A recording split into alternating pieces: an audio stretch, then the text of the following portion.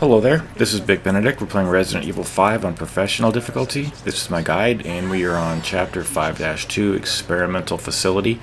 And in the last video I mentioned that I would be going over what piercing does, and in this video I thought I would just put on screen the 4 weapons that have the ability to pierce. Now the first one is in the handguns category. It's called the H&K P8 handgun, and it has 3 piercing upgrades. That's what piercing times 3 means. You can upgrade it 3 times. The last upgrade will always cost you 12,000.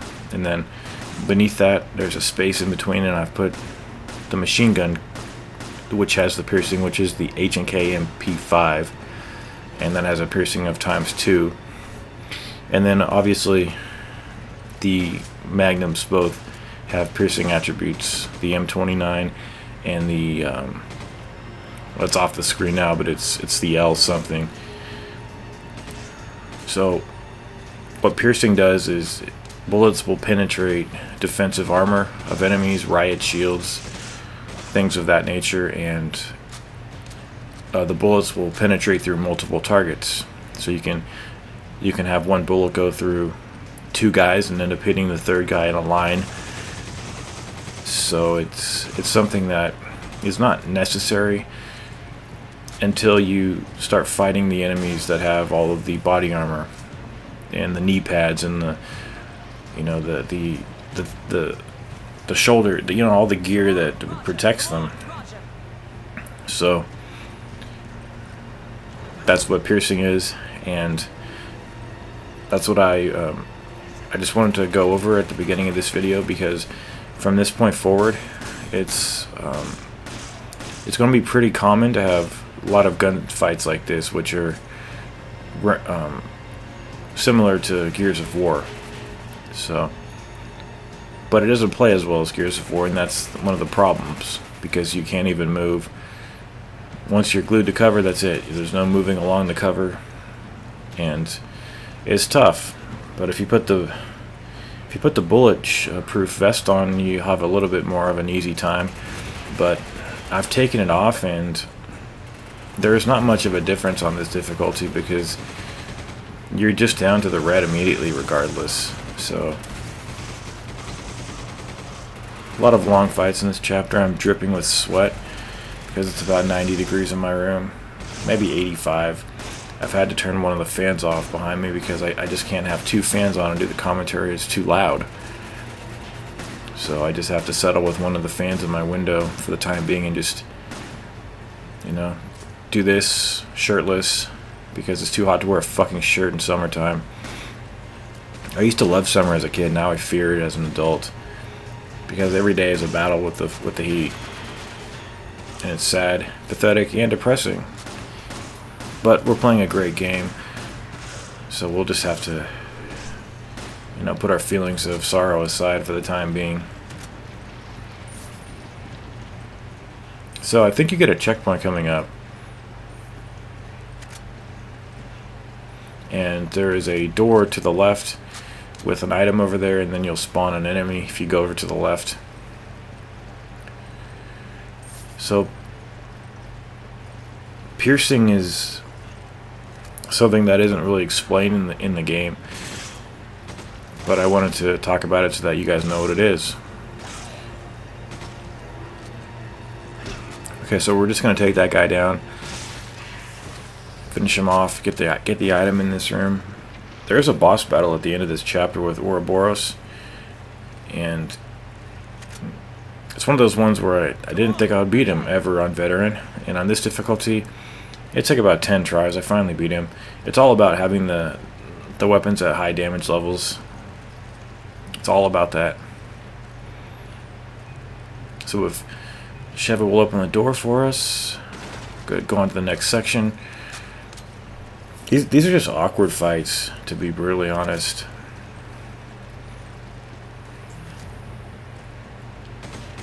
So the piercing doesn't apply to shooting through like slats of wood that these enemies are hiding behind. In Gears of War that would just be a given. But usually one of these enemies will have the La Plaga coming out of his head too when you finish him off.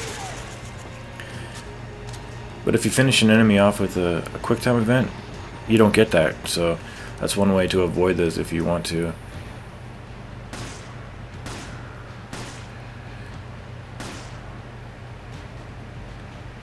And your bullets cannot go through the masks that these enemies have either.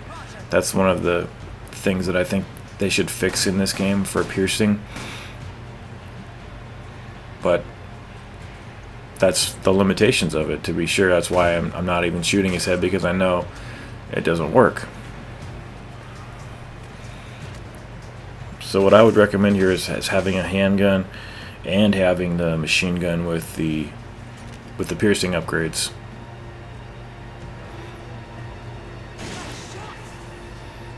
Not too bad. Just be particularly careful here, because as you move forward and clear waves of enemies, you'll have more spawning. And if you played Gears of War, you should be familiar with this. I don't mind this whatsoever. I just think it's kind of awkward.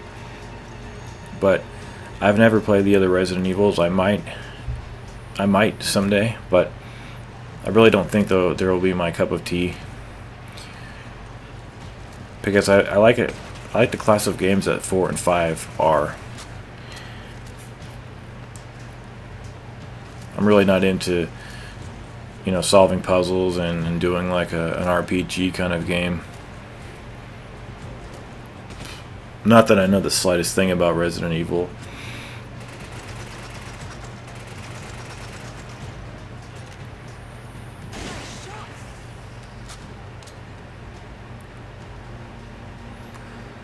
Okay, so got a couple of guys coming up.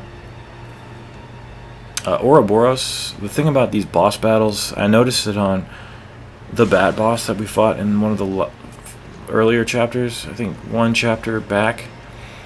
The grenades that they put on there for you on Veteran, and I imagine on the lower difficulties, but I don't play those, is they take the grenades off. So you're going to have to bring your own supplies to the fight, and if you don't have them, you're going to be in for a harder time. But the grenade launcher suffices too. So you should have, at all given times, you should have everything you need. Like at least one of everything for each encounter. But if you didn't know, Ouroboros is weak to fire. They put a flamethrower on there, which is a great indication of what he's weak against, and the flamethrower is very helpful.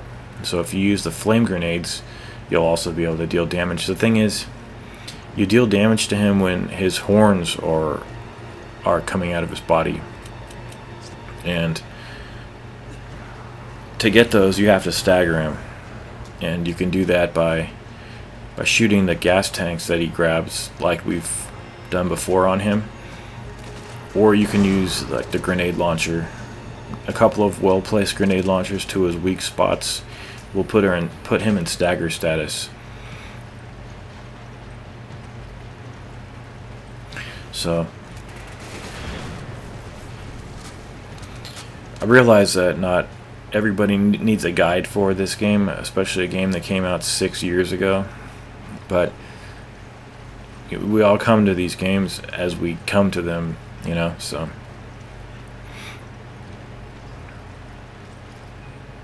Okay, so every time you go to the door and it's the B button, that means a save point's coming up, if you didn't know. And okay, so now these enemies really terrify me, actually. So on Veteran, I remember walking this, but you can't now because they've increased the aggro of the enemy. I could be wrong about that, but I don't remember having to run from these guys on Veteran. And I hope my mind isn't misgiving me, but that's basically what it is. And it is possible to die here, because if Sheva doesn't get here quickly enough, you're in big trouble. And then this fight here, what I decided to do is equip an incendiary grenade for this guy over here, because you're going to get a cutscene, and you cannot stay up here or you're going to get tagged with way too many bullets. So throw one down there, headshot this guy, switch to your shotgun, and you'll have a cutscene, which I've edited out. And that never happens, him missing me. So it's hard to say what to do on that situation. But I think the best thing is to just jump down and just shotgun him the second you land. And if you get hit, you know, Sheva can possibly revive you, but you normally die. And this room here, what's going to happen is one or two of these enemies are going to be throwing the flash grenades, and they don't damage you. And as long as you kill the 3 guys that were down here originally, nobody will come on this side. And it's wise to stay on the right side of these covers. And I don't know what the reason is, but I just have a gut feeling about it, because when you play these games, sometimes it's less about trying to vocalize the why and the wherefores about it, and just go with your gut and your reflexes. And I'm telling you, those latter two are telling me to stay on the right side of these covers. So one of these guys is up here, and you cannot, well, I should say, it's hard to do the cover trick on this game where you're creeping around the corner in third person, because you have to have the aimer visible. And as what's this guy's Chris, as Chris edges around the cover, what happens is the reticle doesn't, like the laser pointer, it doesn't appear. So it's almost as if you have to expose yourself and thus sacrifice that cover trick. So it just doesn't work very well in this game.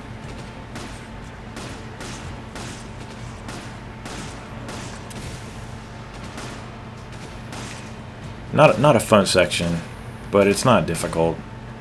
The only hard part is those 3 guys at the beginning, and 2 of them can just be taken out before you even jump down that ladder.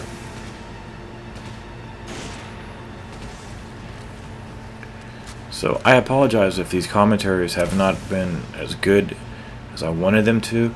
It's very hard to do commentaries on particularly long sections of gameplay. And the easiest thing to do would be to start a tangent, but I don't know if that's always a good idea. So normally, if something's aggravating me, I will start a tangent, but I think it's important over here just to know the way to go. So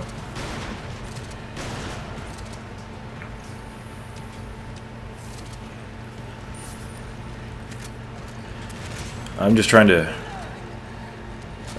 wipe sweat off my forehead. I really hate summer. I mean, I guess I could talk about that, because as a kid, I didn't even notice summer, and it's not like the temperatures have increased. Hot is hot.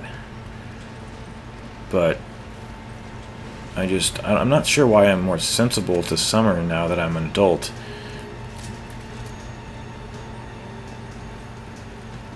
All I know is that I hate it. I like being cool, I like breeze, I like coldness. My the arthritis that I have, that hurts more in the cold, but anyway, so I've got some issues with some of my parts of my body, but it's nothing to speak about here.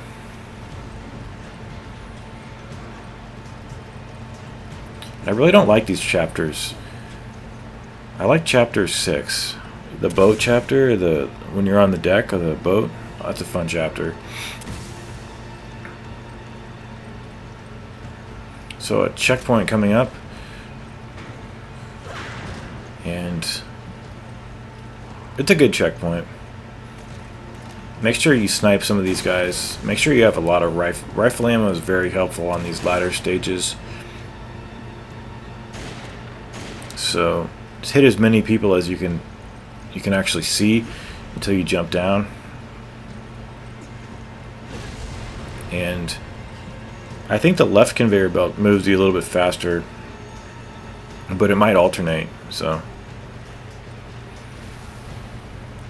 kind of a fun section when you think about it, because it's very easy to take care of all these enemies. And I'm just doing that 180 turn right there out of paranoia, you guys. There are no enemies from the rear.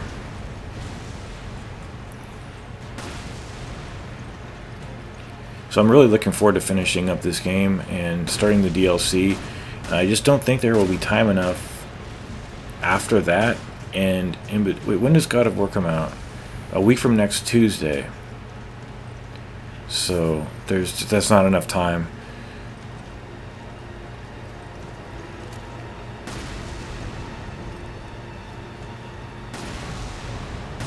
But by the time this video comes out, God of War will be out already.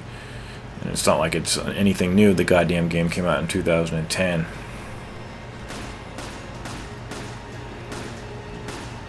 And I don't think it's adding too much. I mean, what is it adding? It's adding some better visuals. That's it. Photo mode is what? Are you kidding me? Photo mode? Take snapshots of the game? Are you kidding me? Are you fucking kidding me? Photo mode? That seems effeminate almost.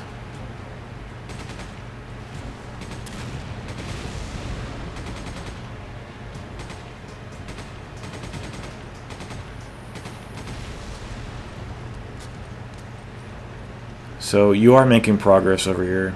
Just do it in a gradual manner. And I'm not sure. I don't think you have to kill everybody. I will be showing you how to deal with the Reapers coming up with the Stun Blade. And I love the music that accompanies this coming encounter up here. But because I'm going to be killing this guy instead of running from him, we won't get the music to cue. So, and you can't skip this encounter either. Because if you go to the left, what's going to happen is they've placed a cargo container right in your way. So there's going to be the guy that's going to drop. He's from one of these sacks over here. And what we need to do now is turn the electricity on to pull that lever that I just approached a moment ago. So I don't remember the monetary value or cost of the stun blade, but it's only a one-time purchase, and you can use it as much as you want to. And it's a little risky to do this actually, but it's extremely effective on killing these guys, and it wastes 0 ammunition obviously. So this is the thing that's called the Reaper, and it's weak to electricity. So the weak area is clearly visible on its body. The less you hit that, the longer you're going to be just consuming ammo for no good reason. Because if you hit that, you can down that thing very, very quickly. So you've got to be looking for that weak point and hitting it with damage-dealing weapons. But if you're using the stun blade, you're not wasting any ammo. But it is very easy to get grabbed by that thing, and if you get grabbed, it's a death sentence. You can't even press start to exit you have to watch the animation. So make sure you get these 2 pieces of loot over here on these bodies. And I'm not sure if you can avoid them. You might be able to kill them, but they're not that much of a threat. So if you don't kill that Reaper, you're running from him on this, and it's kind of fun, and the music's great. I truly love this game. It's a game. It's a great game, and it's actually a game. It's not an experience, if you catch my meaning on that one. Okay, so this should be the boss fight.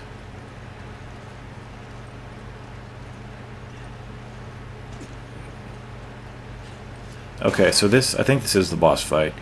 The Magnum is extremely helpful here. And let's see, the first thing you want to do on this thing Is this the boss fight? Yeah. So once you shoot that thing successfully, you'll get these horns, and what I'm going to be doing is using these flame grenades first with the grenade launcher, and you only want to hit you see the bulbs on either side of his head that serve as horns? You only want to hit those. Now, if you run out of things to stagger him with, like if you don't have any grenades here, or if you don't have any more gas cylinders, you're going to have to use something like the grenade launcher to hit him a couple times in his weak spots, but you only deal damage to him when you're hitting those horns. Now, you might be dealing chip damage, but, you know, no need. There's no reason to do that when you have plenty of arsenal here in this room. So we fought this guy before, if you remember, and he's going to be picking that thing up, these cylinders, and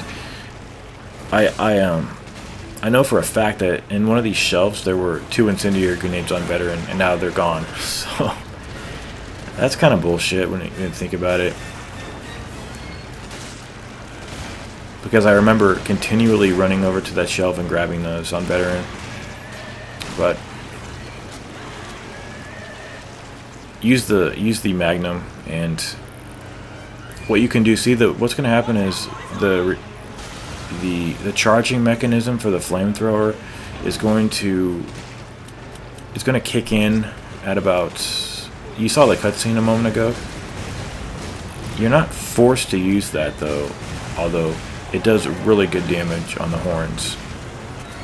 So what I'm doing is I'm using the grenade launcher because it's very easy to run out of the gas. There's only 3 gas cylinders. So you can either have Sheva use the grenade launcher or but you have to go through this pedantic business of dropping the thing every time you want to switch. So it looks like we have this guy half dead, and now what we're going to do is just light the horn up with the flamethrower. And there is a point at which you should back off, otherwise he probably will grab you.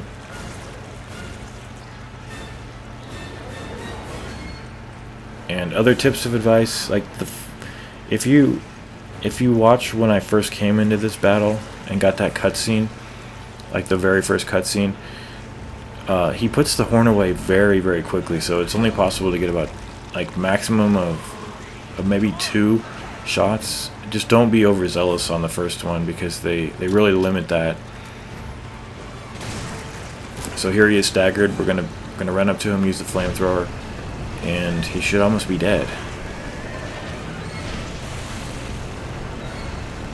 And just cook him up, light him up, scorch him, and see what happened right there? That's a very rare occurrence where Sheva revived me.